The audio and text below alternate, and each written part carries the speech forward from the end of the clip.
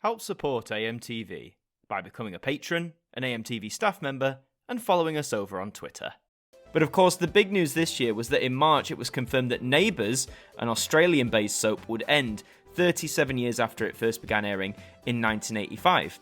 Now, Neighbours was a show I was aware of growing up, like I think I'd heard of it, maybe I caught the end of a few episodes before another programme that I was going to watch. I'd certainly heard the theme tune, as a lot of us had, so I was always sort of aware of it, but never really watched it. So when this came out of the blue, I'm going to be honest, at first I didn't even realise that Neighbours was still airing. I thought it had ended a long time ago, and when I read that it was closing, I thought, well, you know, it's probably had that dwindling viewership.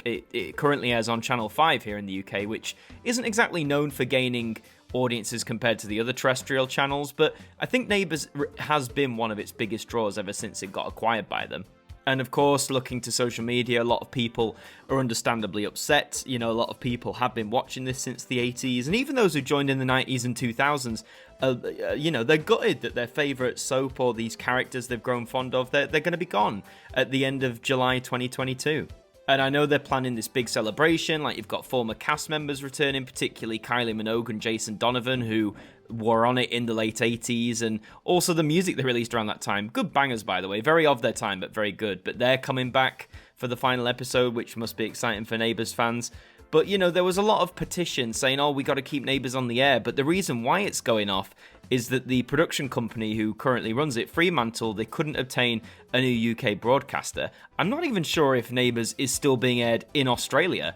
It sort of outgrew that Australian audience very early on and became a big hit here in the UK.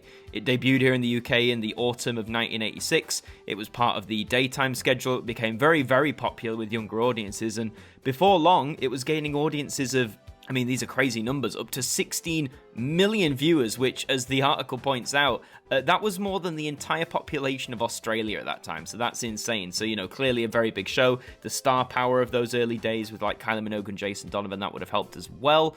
But yes, that is no more. It is coming to an end. And speaking of the cancellation, a member of the show said, simply put, it's all about the quickly changing landscape in the way that we view our favourite TV shows. Drama on free-to-air television is dying a rapid death because nowadays viewers are used to being able to watch what they want when they want, which of course is referencing all like the streaming services we have, Netflix, Disney+, Amazon Prime, etc.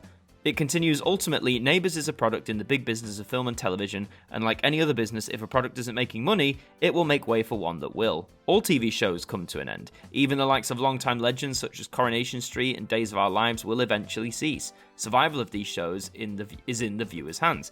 And I agree with that statement to quite a degree. I mean, you know, television, the business, it is money, and even the most successful shows are susceptible to that. Sometimes shows end just because like the channel controllers or whoever's in charge just want a change. I mean, I believe Crossroads, which was a big popular soap from the mid-60s to the early 80s, I think that was axed because they wanted a change up and it maybe didn't necessarily have the best reputation at that time. You can dive into the whole history of Crossroads, into why that is. But, you know, things do change. So, yes, 37 years is a very impressive run. You know, I mean, it's incredible how long this little Australian soap carried on as long as it did. But now that time has come to an end. And it made me think, which is like the wider part of this video, you probably saw in the thumbnail, what does this mean for the other stalewart soaps that air here in the UK? Now, I'm specifically talking about the soaps that air on the terrestrial channels, so like BBC 1 and 2, ITV, Channel 4 and Channel 5. I'm sure there's loads of soaps on various digital channels and stuff like that, but I'm talking about the big stalwarts, the ones everyone knows. Well, let's start with one that is on the BBC and actually aired the same year that Neighbours debuted in Australia, a month prior. So we're talking about EastEnders, which debuted in 1985 and is currently the same age as Neighbours. It's 37 years old. Now, this is the BBC's flagship soap opera. It was a huge success when it was first introduced. I mean, just looking at the ratings of those years, you know, the average viewers, 14 million, jumping to 20 million the next year and 21 million. And for a long, long time, you can see right up until the mid-2000s, in fact, so those first 20 years, it was consistently getting average audiences of over 10 million. It's only sort of mid-2000s onwards that number keeps slipping, and the last reported figure I can see here from 2020 shows that the average audience was 5.4 million, which may seem like a massive decline, and numerically it is, but of course we've got to, as we do in the Doctor Who series, you look at all the factors, the fact that there's a lot more competition than there was in 1985. There's a lot more means to access content, whether that's like this via YouTube or on streaming services and stuff like that. There's recording, which is taken into account to some extent.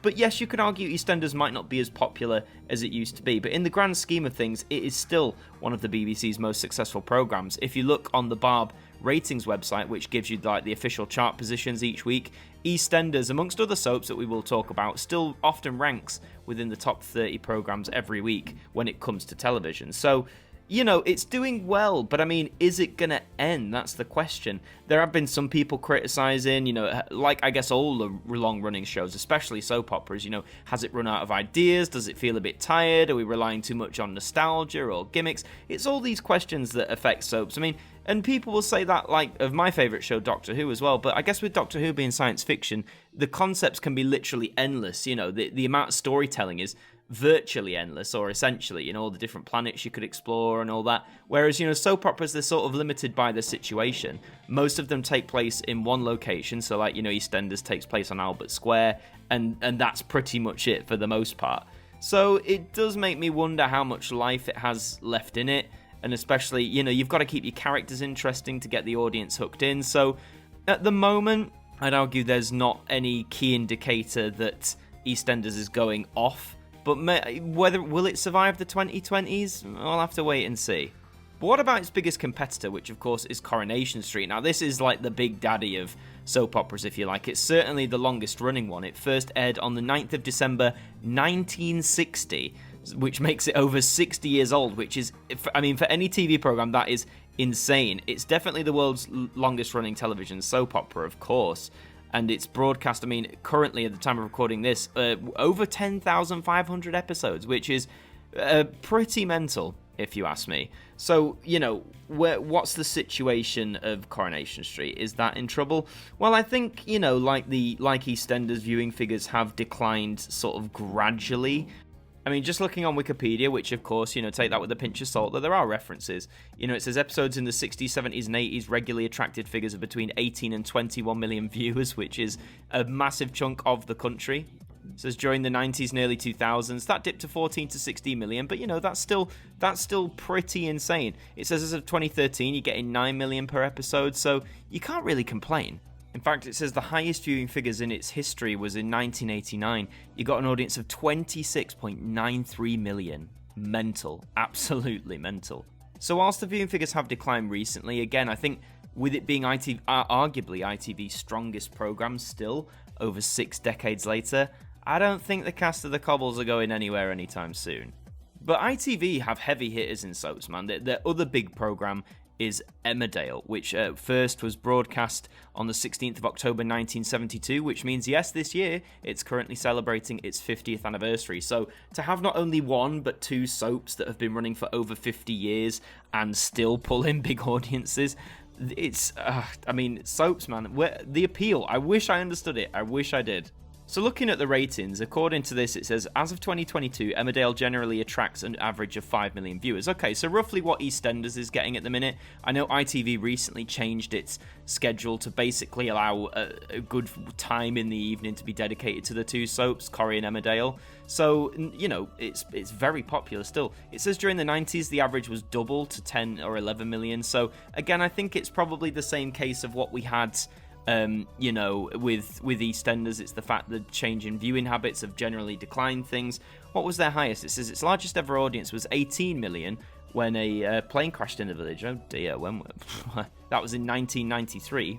And actually recently, it says in January 2022, their overnight viewing figures saw Emmerdale become the most watched soap opera in the United Kingdom, even beating Coronation Street, their own, their stablemate, if you like. The rise in viewers was accredited to Mina's serial killer storyline. Again, I don't watch these, I don't know what any of this is about. But for Emmerdale, to have been in the shadow of EastEnders and Coronation Street for so long, despite being older than EastEnders, for it to gain that, I think is a good, that's a good sign. So, again, general viewing figure decline, yes. Is it going anywhere? Hard to say. The last one I wanted to touch on was Hollyoaks, which is Channel 4's. Now, this debuted significantly later. This was first aired on the 23rd of October 1995, so not long ago it did celebrate its 25th anniversary. So there's not much, I can't see much here, at least on Hollyoaks' viewing figures. I'm sure if you searched on the Barb website, they would pop up for you. But here's an interesting thing. It said in February 2022, it was announced by Channel 4 that new episodes of Hollyoaks would premiere on All 4, which is their free streaming service, prior to their broadcast on television. They confirmed that the changes would take place from March and that each episode would become available in the early morning of each weekday. Now, that's an interesting move. That might be done to reflect what was said earlier, about the changing viewing habits, wanting to watch what you want when you want. So by watching it in the morning rather than waiting till the evening, you get that content first, I guess. But, they're not dropping the whole box set, if you like, because obviously soap operas have several episodes a week. So unless you just want to drop 100 episodes at a time, I don't think that's happening somehow. Do you know what I mean? So, yeah, it's an interesting move. It sort of reflects the more modern attitudes towards consuming entertainment, but just a still very odd move. There's nothing here to suggest that Hollyoaks is going anywhere. I mean, for Channel 4, again, it is its flagship soap, and it's lasted over 25 years, so it must be doing something right. But I've got to admit, out of all of them, just for me personally, I don't watch any of them, but I've never found the idea of Hollyoaks all that appealing. Like, if you sat me down and said, right, you've got to pick one of these to watch, it wouldn't be Hollyoaks, let me just say that. So in the state of it, as it stands in the summer of 2022, there's nothing to indicate that EastEnders, Corrie, Emmerdale or Hollyoaks are going anywhere anytime soon. I think Neighbours ending is a big thing because of how long it's been running and the fan base that it has. But I think in the current state of UK television, whilst it did have that loyal following, I don't think it was necessarily on the same level commercially as the others we've talked about here. EastEnders, Emmerdale are getting around 5 million, Corrie may be a little bit more than that. Not too sure on Hollyoaks, but I think the Neighbours is maybe the first domino, but it might take some time for the others to fall. Because, as it said, every show has its end, and out of the 4 of these that remain, I'm honestly not sure which one might go first. I'd probably say Hollyoaks, probably just because it's the youngest, but you never know. Things change all the time. I mean, if Coronation Street manages to get to its 100th anniversary, if in 2060 we're still watching Coronation Street, then, fair enough, maybe Coronation Street will be here forever. But it just puts into the question, do soap operas really have a place in, the modern landscape? Well, of course they do. They'll always have their fans, those people who are happy to dedicate half an hour of their day, each day, or however many days it's on, to sit down and watch the updates in the lives of these characters. A lot of people aren't doing that. A lot of people are more focused on, the box set format or the mini-series. I mean, I'm in my mid-20s myself, and out of all my friends that I've chatted with about TV, none of them watch soap operas. Some of them used to when they were teens. I knew some people who watched EastEnders and some people who watched Corrie, but now in my mid-20s, I don't know anyone, I think my age range at least, who sits down regularly to watch these soap operas night after night after night. That might be time, that might be interest, who knows, but the convenience of streaming doesn't help the traditional soap opera, I think. But I'd be very interested to know what you think. Let me know in the comments down below. Do you think the big remaining soaps have a lot of life left in them? Do you think all of them or some of them will last out the 2020s? We've still got 8 years to go, but let me know in the comments actually, which of these do you think will be off the air by 2030 if you had to pick one? And let me know why. Also, leave a like on the video if you enjoyed it. Subscribe to the channel if you're brand new. We'd love to have you aboard. Almost at 22,000 subscribers. How exciting. Let's get there. I've been Adam Martyn from AMTV. Thank you for joining me, and I'll see you next time. Thank you to our patrons for helping to support the show, and a special thank you to Macra, JPK Live, Anna Art, Adam Martin's biggest fan, Max Jackson, Kelly is Live, Tracy Smith, Brittany Fan 1999, Hooks Media, Ben Freeman, Ethan Carberry Holt, Jamal Yusuf, and Tajan the Video Editor 820, our AMTV staff members.